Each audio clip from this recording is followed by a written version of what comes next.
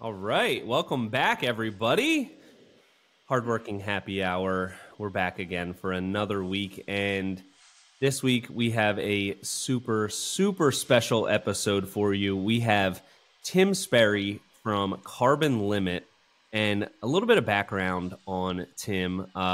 He is the CEO and founder of Carbon Limit, a company that is basically kind of saving the world. I don't want to. I don't want to go. Too crazy with that.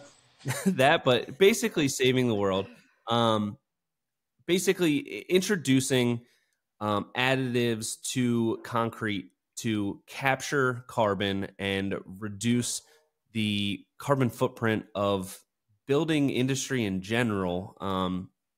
As you can tell, this is kind of over my head a little bit, but he is a huge part of the Premier series from Adorn. The EcoLux carbon capture technology is backed by Carbon Limit. He is Tim is the one that came up with the science stuff behind how this works, and it's such a cool feature that we're able to have in the Premier Stone by Adorn. So we're super excited to just learn some more about this whole thing. And Tim is the perfect person to kind of break this down into layman's terms and just bring this message to everybody. So Tim, thank you so much for jumping on with us today. I know you're super busy.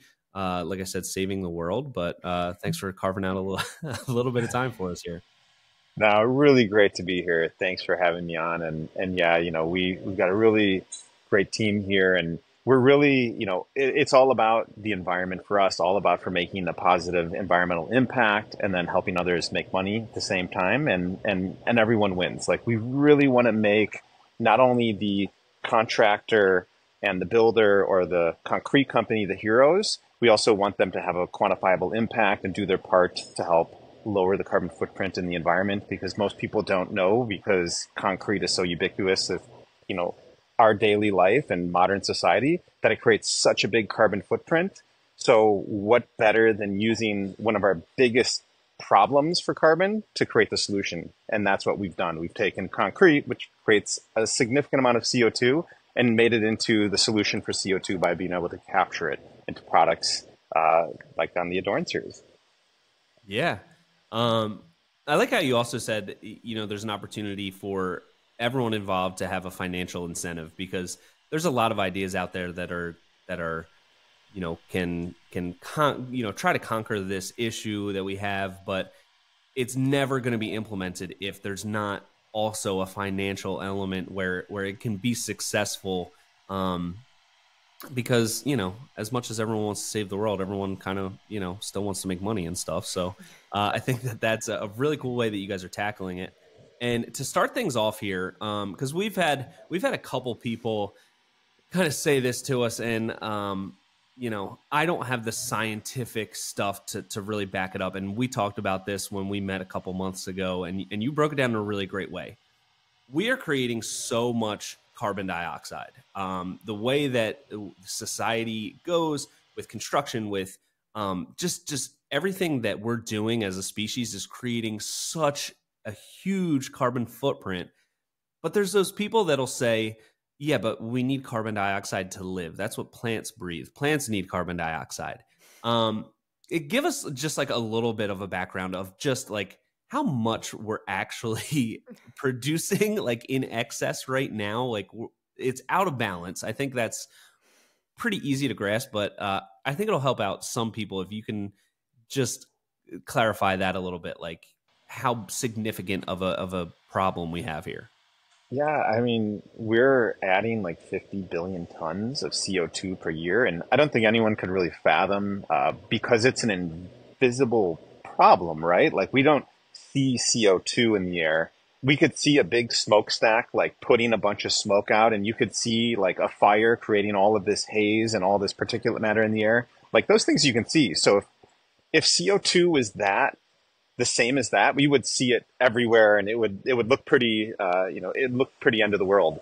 But the problem is that no one can really see it, and we're overwhelming our forests, we're overwhelming our ocean, which is one of the biggest carbon sinks, and we're overwhelming the, carbon sinks that naturally reduce carbon to keep balance. I mean, this is really about balance and equilibrium. Like the world and all of its natural carbon sinks, ocean, trees, grass, anything like that keeps things in balance. As CO2 comes out of volcanoes, it gets, pulled into the ocean, it gets pulled into these things, but we're overwhelming and balancing and tipping the scales to the point where we're adding so much CO2 and it's trapping all this heat. We've been seeing things getting hotter and hotter lately, and summers are getting hotter, winters are getting shorter. That's an effect of climate change from so much CO2 in the atmosphere, GHGs in the atmosphere. So, even removing a billion tons of CO2, you're looking at 2% of the unnatural man-made CO2 that we're adding to the planet. And that's a lot. We've never put this much CO2 into the environment. And from the beginning of the industrial age with, 200 something parts per million, now we're over 400. Like we've almost doubled the amount of CO2 as a percentage out into the environment. And, we live in a state of equilibrium.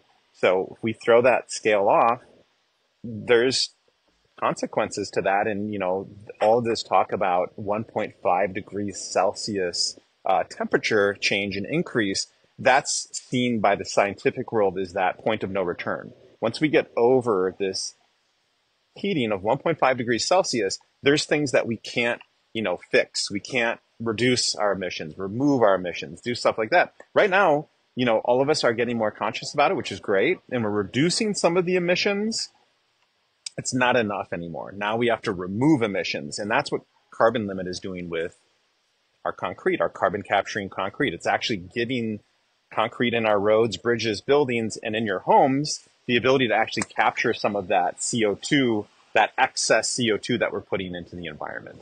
So, we really want to do everything we can, now, and it's been talked about for a long time. And now the general consensus globally is what it was 40 years ago. It's now finally taken some consensus. So it's taken a long time to get there. And, it's at that point where we really have to do something and we all have to come together. And it's, that's what we really like too about what we're doing and what you guys are doing is that you're making it possible for people that, feel the problem's too big to actually make an impact themselves and do something like, hey, my buying decision to buy this product that captures CO2 into this project in my backyard is actually doing something to help. And that's what we want to do, right? Yeah. Yeah, absolutely. So 50 billion tons, is that 50 billion tons a year? That's a lot. That's definitely a lot. I think you don't even need to grasp how big 50 billion tons is to know that that's probably unnatural and Yeah. it's a little bit out of equilibrium. So Oh, thank you for putting a figure on that. Appreciate that. And I love how, like I said, you're having that financial aspect to it to give some runway to it, because otherwise it's hard to get this adopted unless there is a financial win for kind of everybody that's involved. And I look at it, especially with the Premier Stone by Adorn that has this technology in it. It's kind of a by the way sort of thing. So it's like, check this out. It's easy to install. It looks awesome. And by the way, it's also doing a little part to help, kind of reduce our carbon footprint and capture CO2. So I think it's such a good mix of all those different things. It's not the thing that's, once it's integrated into a product, it's not necessarily, it doesn't have to be the leading thing. It can be the by the way, like, hey, we've got all these amazing things. And by the way, we're doing something to actually make a little incremental change, at least with the Adorn Stone. We're going to talk about some applications where it can have some huge impacts, but I just love how you put that. yeah. And look, you're totally right. Like to get mass adoption, you've got to have an incentive there for someone. Like either we're replacing some cement, which is saving some money there, or it could generate a carbon credit, which can create some revenue. Like there's a lot of ways that we can get this. So it's not only, good for the environment, but it's good for the bottom line too. And like that's, I think, the win-win-win scenario that we're looking for, getting into these projects, getting into working with companies like NCP and projects with you and, what we have going on here where everyone can help participate. Yeah. Yeah. So Sean and I talked a little bit about your story, and it seems like you are a scientist and also an entrepreneur, and you've got all this stuff going for you. What exactly spurred your interest in this, wanting to make a difference and helping the climate and, going into that realm of building products? So it kind of came from it came from a personal place. I lost some family members when I was young due to someone else polluting their air and lung cancer. And I've always, I grew up in nature and, in Wisconsin in the middle in Midwest where there's a lot of green and a lot of, things around and loved hiking. And I've just always loved nature. And then I've always had an issue with, and I've always been impacted by the loss of some family members. And at the same time, I love to create things and then sell them. So, scientist, entrepreneur. So it came out of our previous climate tech company. We actually created a really cool paint, and it was an air purifying paint. And it actually, you could paint your walls in your home, paint outside of your home. And it would capture the most commonly experienced airborne pollutants, VOCs, the volatile organic compounds that come off of, your carpets and your furniture, your personal care products, your cleaning products. It would actually help clean the air, improve the air quality. And we exited that company. But before we exited that company, we were testing this and getting it certified, and then realized that it captured a lot of CO2. And at that time, it was before a lot of things really started turning around, and there was this big interest in CO2 reduction, carbon footprint reduction, and capture. We saw an opportunity and we saw, okay, let's take all of our knowledge from our previous climate tech company. Let's put it into something where we can actually make a big impact. And we wanted to do something where we could, as we talked about just now, empower the customer, empower the licensee, empower the partner of ours to make a sustainable product that could make money, could save money, and could also make a positive impact at the same time. And then most importantly, something that could reach the gigaton scale. And that gigaton scale means 1 billion tons of CO2 removed or reduced or both. And that's really something, and that's actually why we ended up into concrete, because it's the second most used material on the planet behind water.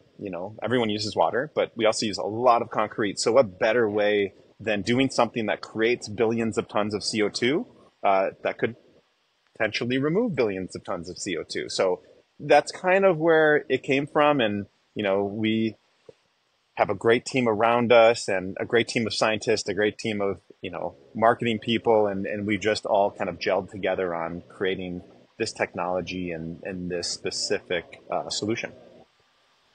Yeah, that's incredible. And with the paint, that's smog armor, right? Is that what you said? And how did that get started? How did you come up with the paint idea? Yeah, I was making an exhaust tip for your car. Stay with me here. Okay. So again, it came from, I lost those family members, and by losing those family members to someone else polluting the air, I wanted to solve air pollution. And really, that's the basis for Carbon Limit 2. Like, I really wanted to find a way to solve air pollution, or at least to help save other people, help protect, heal, and improve the environment from these air pollutants, which we, my first thing when I thought of, okay, how can I do something to save and create a solution to air pollution? I'm like, well, I know air pollution comes out of cars. You can understand that. And there's a lot of cars on the road. So I thought smog armor was going to be this exhaust tip where you put it on the end of your muffler, and it had a filter inside, and that filter would actually capture a lot of the emissions that were coming out of your car. And I made it, and it actually worked really well. I was removing up to 90% pollutants that were coming out from your car, all different types, NOx, particulate matter, CO2, and CO2 was the big one. And it worked great, but I had to pivot that idea because I thought having everyone put this exhaust tip filter on your car and change the filter wasn't something that everyone wanted to do. And I also didn't want it to not last long enough where it started creating waste and, it'd have to be thrown away or it'd have to be, whatever. And then I just thought, what could I create that everyone does? And we all paint. A lot of us paint, not all of us, but most places get painted every year, every couple of years at least, and someone's painting, and there's a lot of paint going on. How can I find a product that everyone could do, that they're doing it right now? And that's kind of the same premise with Carbon Limit. You know, how can we integrate this into something that's already existing? And people paint, so let's put this little, mineral into paint that captures these pollutants. Same thing is into the concrete. We put this material into the concrete that's doing all the good stuff with something that we're already using. So that was really where that came from. That's so cool. Thanks. It is. It sounds like almost like science fiction, fairy tale kind of stuff. A paint that improves the air quality and filters. Filters, probably not the scientific word, but captures pollutants that are in the air. Yep. What is your exact background? I think, it sounds like just improving the environment, improving, the emissions, air quality, all that kind of stuff is such a passion of yours. Where did the scientific knowledge come from? Like, what's your background there, schooling wise and all that kind of stuff? Sure. Yeah. So when I went to college, I did start heading down the route of material scientist and chemist, and I loved that. But what I saw, which is still relevant, very much so today, is there's a huge divide between science and business and entrepreneurship. And even when you look on college campuses, they're usually like opposite ends of the campus. And when you go to school to become a scientist, and look, I'm generalizing here, and maybe someone might get mad because it's a little too general, but when you go to school to become a scientist, you're more or less with their curriculums looking to create IP, create new solutions, new technologies, and that comes with, you're checking the checkbox for the university for creating new IP that came out of this school, and then checking on a publication box. So they're kind of taught not how to commercialize that technology, but how to create technology and then how to publish publications on there. I decided to finish school as a business major. And my specific knowledge came from those publications that are created on the other side. So go to Google Scholar, and there's something called googlescholar.com, and it's actually like a database of all of the different publications that you can find for different technologies that will never see the light of day. Like if you go there and you're like, hey, I want to find a technology that can do X, Y, and Z, and you look it up, and there's probably a bunch of them, and you'll never see them. Like they never come out of the lab, let's say, and then into the commercial market.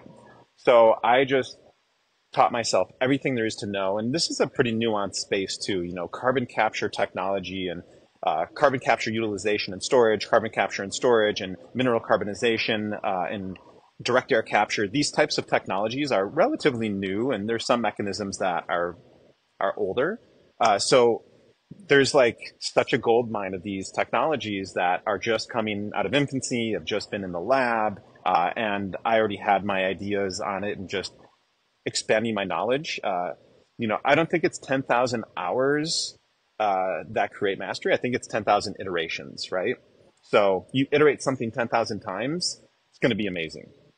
If you do the same thing for 10,000 hours, it's going to be the same as it was on hour one. So it's, coming up with those iterations, and, that's really the crux, and that's the background of like what people don't see that I do and what we do is, you're doing all these different iterations, and they just see what we show to them and what comes out on the commercial market. So I love that 10,000 iterations. That I'm going to write that down right now. Because I recently saw something that said, a lot of people say that they have, say, 20 years experience, but most people that have 20 years experience, it's 1 year experience 20 times over, which a lot of times can just mean, you could get all that expertise in say 1 year, but 20 years over, you're just not that much more experienced, but you're so much more stuck in your ways. So, and you're probably less experienced than the guy that just came out in med school. If it's a doctor, that guy forgot stuff over 20 years or is doing things kind of lopsided. Yep. Yeah, I agree with you 100%. I feel the same way. That is super cool. And for me, I feel like we basically have the same path. I mean, just learned how to build decks on YouTube.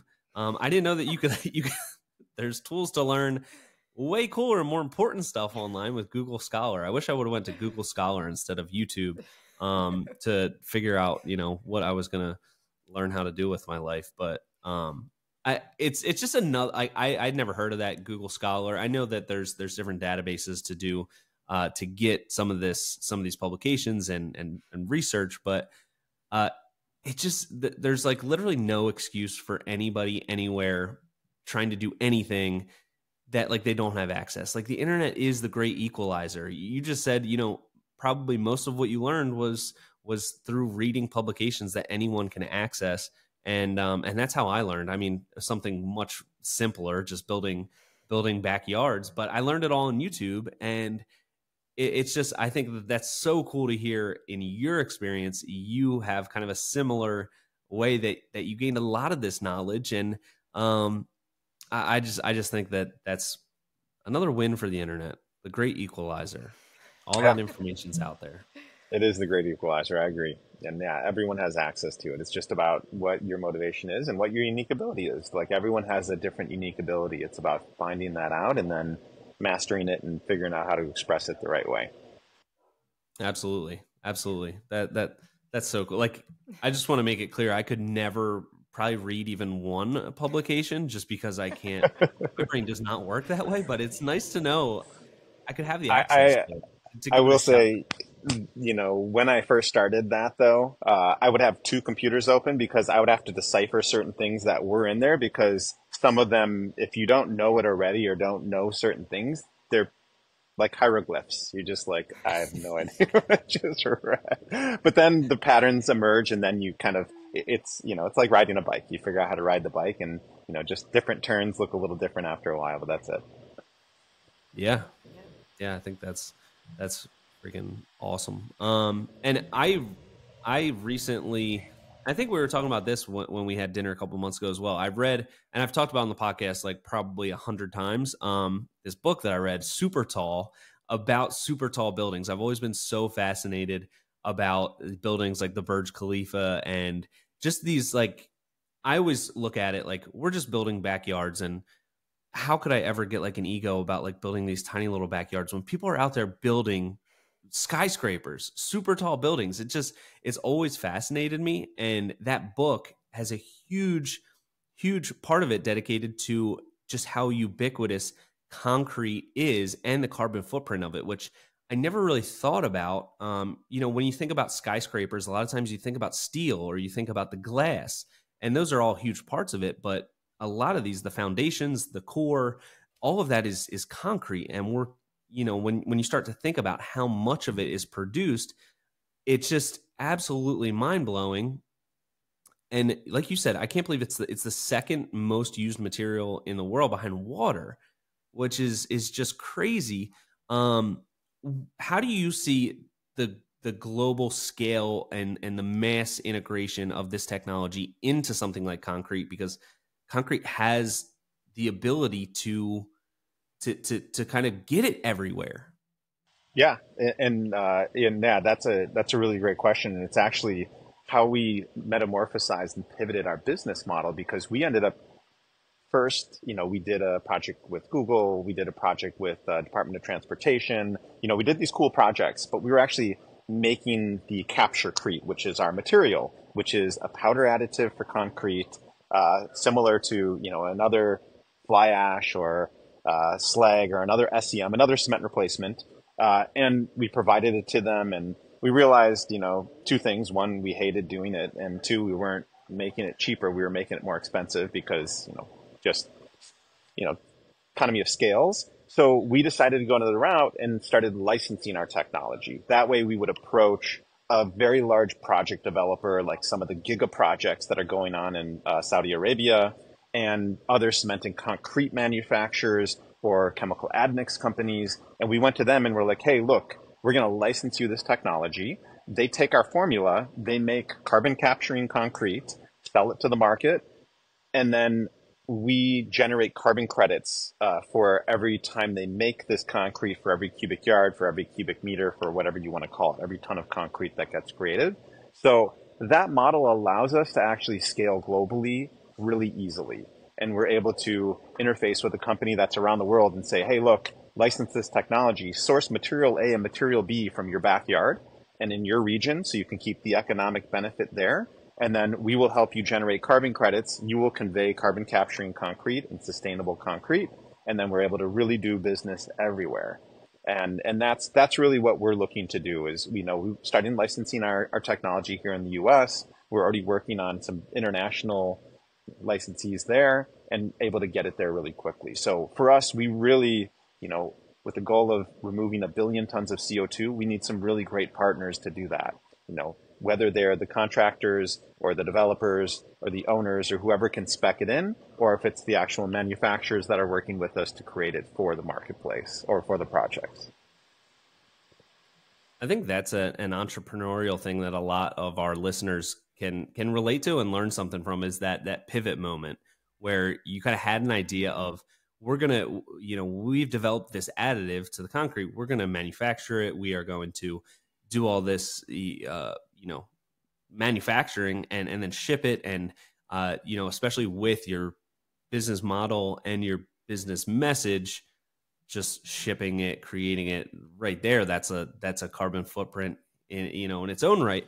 But that idea of pivoting, I think that's so important for so many people, kind of treading that balance of, when is it time to persevere and like push through because it's not working yet? And when is it time to pivot away and do something else and change your business model a little bit? What was like that moment like for you when you were like, okay, we're going down this route.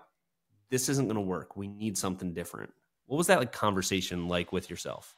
Yeah, that was, I think you're right on point here. And I think this also, it's all about your vision and what your big goal is. And when I looked at the vision of transforming essentially all the new concrete in the world into carbon capturing concrete, I couldn't do that with this inefficient way of producing the material, building a small facility, costing a couple of $1 million, taking a year, 2-3 years to build it, get a permit for it, and then start, deploying it within a 300-mile radius, and then doing that again. And like, by the time I'd be 400, I might get overseas, so it's like, it's looking at it from a perspective of what are those goals, and then how can I achieve those goals? And if that process and that method and that way of doing it now don't line up with it, you have to make that pivot. And we were surprised because we went into this like licensing idea, like, first of all, could they just take the technology and run with it? And then, how do we do it this way? And how do you set it up? And things aren't really done this way. So it's kind of rethinking it.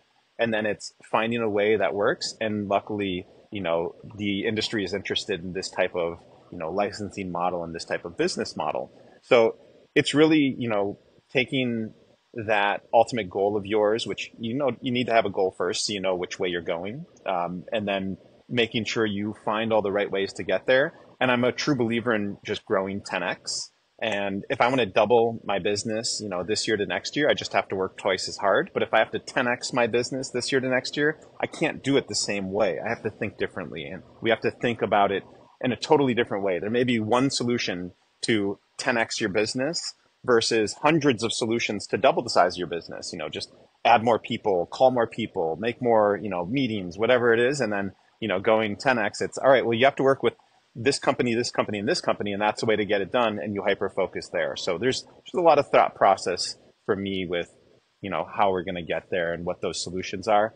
But do not be rigid in your approach, because I see it so much where companies are stuck. Okay, we've done it this way, we've committed, let's just keep going. And it's like they're slowly crashing and burning, but they're like, well, let's keep crashing and burning because we're still doing it. And it's like, no, stop. Do you find that, you benefit from having somebody that kind of helps tread that balance? Because that's kind of the dynamic between me and Catherine on our team is I'm somebody that wants to pivot. I'll pivot. I'll come up with a new idea. I'm going to, let's go this direction. And I'm really good at that. I'm really good at coming up with new ideas and wanting to go down that path and see what it's all about. And in the beginning of the business, that was amazing. It helped kind of explore some different ideas and get some clarity on where we should be going. But eventually, you can't just keep pivoting, because you'll just kind of pivot in a circle and you're not going to go anywhere. Catherine's somebody that will kind of stick on the track. So between the two of us, it's like, okay, I see where you're going. I see you're getting excited about this idea, but let's lock in. This is the thing that we agreed that we were going to do. Let's continue to do it unless there's a really good reason that we say we're not going to do it. Not just because, hey, this other idea is pretty cool too. Let's go there. Do you rely on people around you to like keep you on track, keep you focused? Because it sounds like you're somebody that comes up with a ton of ideas and are very creative, and it's probably really difficult to not look that way and say, let me just check this out real quick. I'm totally chomping at the bit right now because that's me. Like, I have a Catherine too. Her name is Christina, and she's my COO, and that's why she's there. Because yes, like, look, you gotta meet her. Yeah, you have to meet her. She's awesome. She's awesome, and she keeps it organized. She keeps the direction, and like, it's helped me also stay more hyper focused too.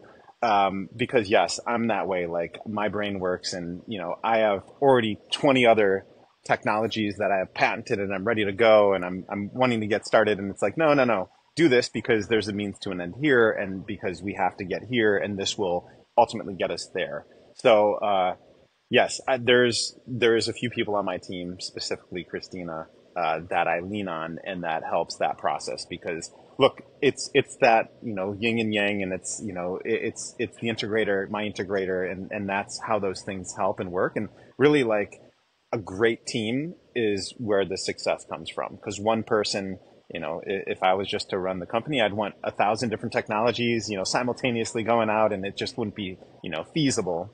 So yeah, that's super important to have a great team around you that can keep you grounded, that can also work with you, that can also share ideas, and that, everyone puts in and participates and adds value in what their unique ability is and what their pillar of the company is. That leads nicely into the next question of, it seems like, you've come up with all these, I don't know if inventions and, technologies with different companies. Would you view yourself as a serial entrepreneur, and where do you see these, these 20 other projects going? Are you ever going to bring them to light?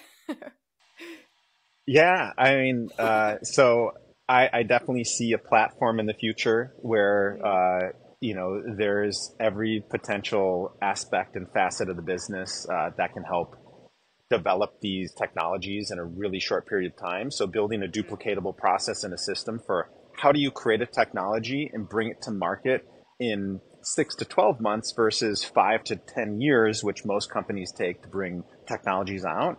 And that's kind of what we've been doing here with Carbon Limit is, creating this method and model for bringing these technologies out to the market fast and efficiently. And then where can we continue to bring more efficiency here? And then again, the licensing protocol, our licensing way of doing business, allows us to not be bogged down with supply chain and logistics and other things that would also slow us down as a company.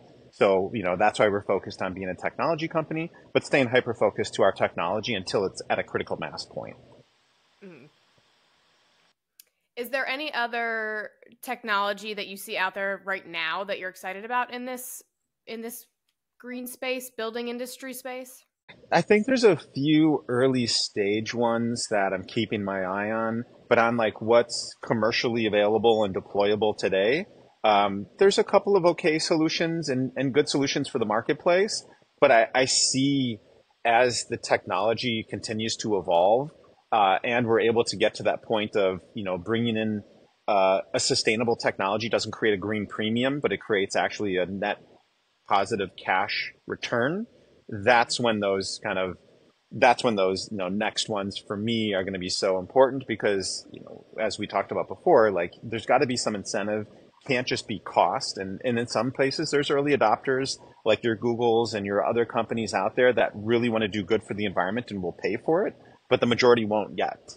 And we're seeing more and more people do so. But yeah, the technologies I see like direct air capture being really interesting, but like a hybrid form of it. And direct air capture is like a big, system that pulls air through it and scrubs the CO2 out of it, and then they can use it for other purposes, or they can inject it into a well, or mineralize it underground. Like I think that's got merit, but it's just not efficient and effective yet. And there's a lot of great technologies that are just not efficient, effective, and cost affordable yet. So getting there is what I'm looking forward to. And I think there's going to be some really cool innovations that will get it there.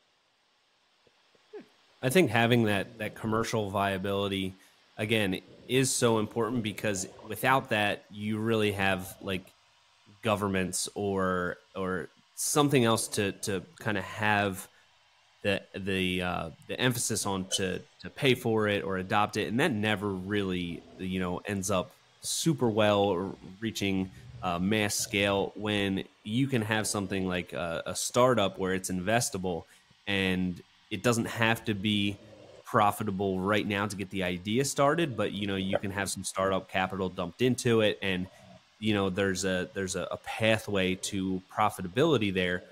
That's what's really gonna light the fire on it and pour gasoline on the idea and just blow it up to a mass scale. Because otherwise, it's a great idea to save the earth and all of this stuff, but everybody thinks, well, that's somebody else's job. I'm not. I Yeah. don't want to go out of my way or sacrifice. I don't want to pay more taxes to fund this idea.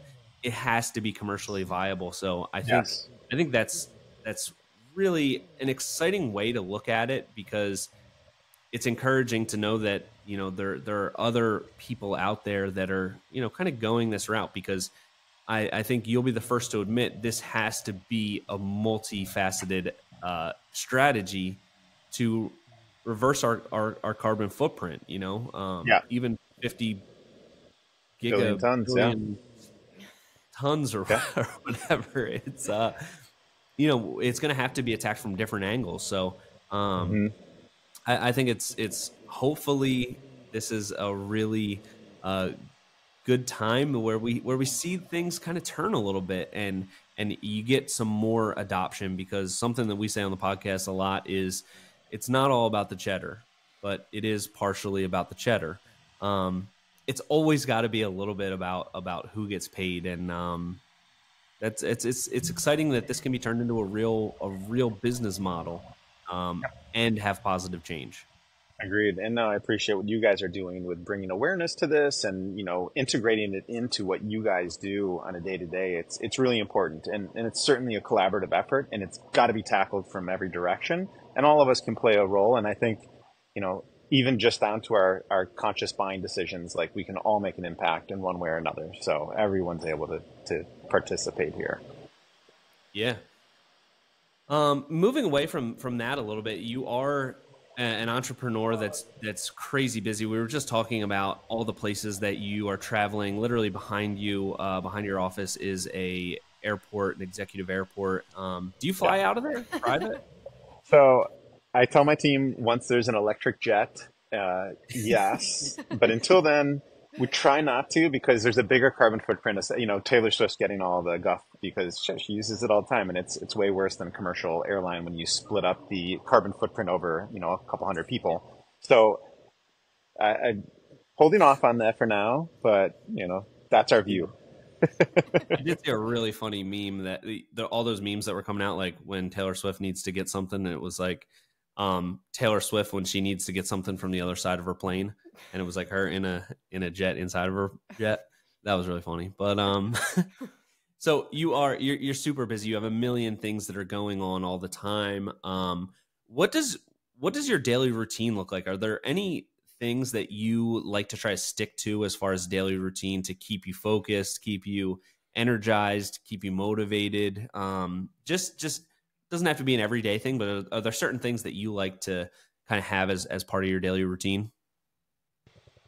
Waking up at 4 or 5 o'clock, and having like a power morning routine. Like I think too many people wake up and they gravitate right to their phone. They're looking at a text message, they're looking at an email, looking if they missed a call, and they're looking at social media. Like right there, like you've given your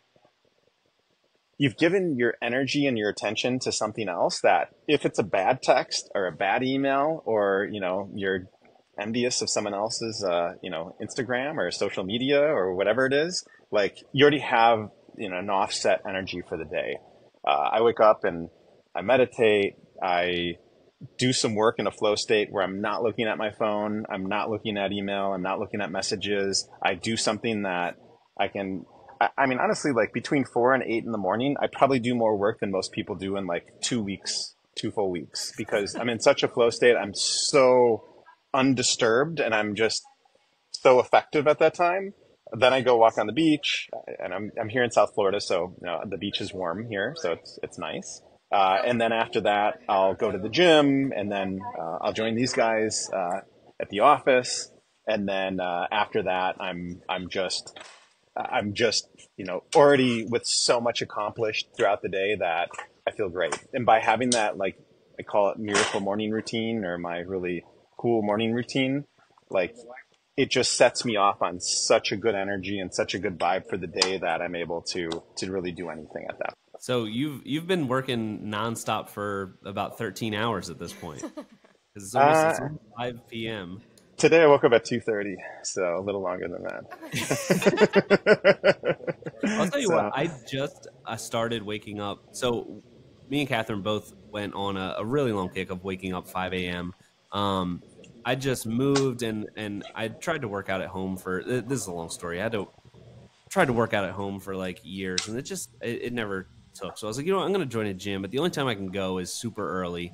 Otherwise I won't be able to go. So I've been waking up at 4:30, and it's amazing how quick you sort of get used to that. Yeah. And you're just like awake. And then you kind of think like, if I wasn't doing this, I would just be like still asleep for another like 3 hours almost. Like this is kind of crazy. This is a huge waste of time, and it's kind of offset. Like now I go to bed a lot earlier, but it's like all that's taking away is like 3 more hours of scrolling on my phone and watching Netflix. Like there's no productive moment that is taken away from me by going to bed so much earlier. But you are like so much more focused and energized for the day when you get up and you have like a small win like that, like just getting up and not snoozing, or going to the gym, or getting into a flow state. And and if something feels nice about like doing those things when you know a lot of the rest of the world is still sleeping. Yeah, like by the time I finish all that work, like I think about people just waking up, and I'm like, I got like 2 weeks on them right now, or at least a solid day ahead of them before they woke up and even, you know, had their first cup of coffee. So, and I read a lot. I probably read 2 books a week. And that's really helpful too. Like I really love reading. Oh, we do a book club on this podcast where we do a book a week. Do you have any recommendations? A lot. It honestly, really depends. You know, a real generalized one that I recommend is Buddha and the Badass by Vishen Lakhiani. And Vishen Lakhiani is the founder of Mind Valley. And this is a book that I think is really very universal. A lot of the other books that I read may be more applicable to me and my, you know, trajectory and my development and what I'm looking to do. And I don't read like novels. I read, you know, development books and other leadership books and other books that would be relevant to what I'm working on. But that's a really cool one that I, you know, used to give out as a company Bible to everyone that started, just because it was really cool. And it's really applicable, I think, no matter who you are or where you are in life. So are you we do a lot of audiobooks just because we're both in the car a lot, and it helps us kind of you know, get through books during the week. Are you doing all paper copies? Both. I do more audio because instead of listening to radio, I listen to books. When I'm at the gym, people think I'm listening to music. I'm listening to books, and then I read when I get home at night. So I do both. Nothing gets me jacked up in the gym like some good nonfiction. I mean, I'm telling you, like that's my thing too. That's awesome, and that's really something that me and Catherine kind of I don't want to say we started reading together, because we both knew how to read independently before we started working together. We But did, yeah. kind of tackled some books together, and I started listening to audiobooks, and it's amazing how much you can accomplish and learn if you just replace radio. I basically replaced sports radio, which is basically the same 5 minutes of radio for on repeat for an entire year. Just they Mm-hmm. should score more points, and they should let the other team not score so many points. And replace that with audiobooks. It's amazing. You can easily plow through one book a week and learn so much, and it's not that much of a sacrifice if you pick books that you're interested in and Mm-hmm. are entertaining, and you're so far ahead. So it's I love picking up these little things that aren't a huge sacrifice, but can make such a huge impact. So I think that's super cool. What about a business book? Do you have any business books that you love? So Buddha and the Badass kind of ellipses that. Other business books, Good to Great is a good one. Masters of Scale is a good one. It just really depends kind of what you're looking for. Yeah. Yeah, but I could look at my catalog and run through and Zero to One by Peter Thiel is a good one too. Like there's some really great books. The Delivering Happiness, the Tony Hsieh book, Zappos.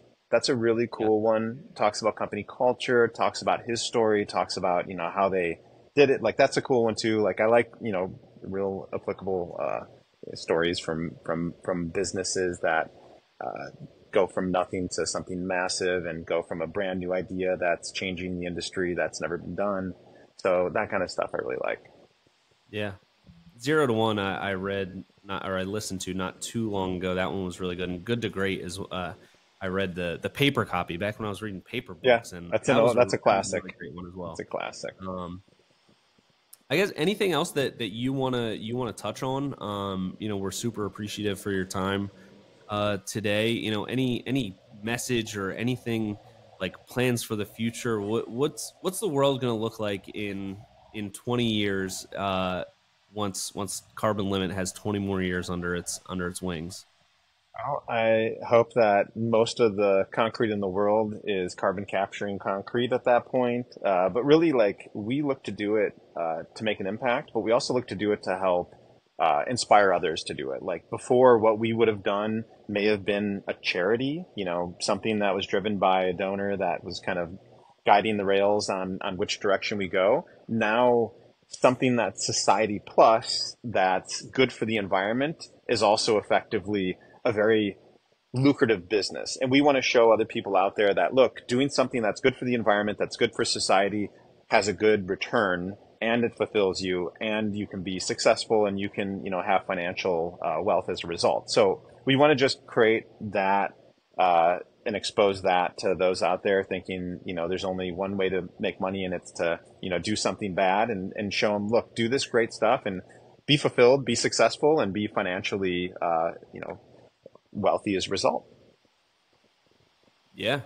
Hopefully this kind of paves the way for those type of businesses. Like, I think 30 years ago, something like Tom Shoes or Bombas socks, like Yep. those things would have been kind of foreign concepts, where you sell one, you give one away, one for one type of businesses. Mm-hmm. Um, but those type of companies have proven that it can not only have huge society impact for good, but it can be really great for business, because it gives the everyday person a way to buy into an idea.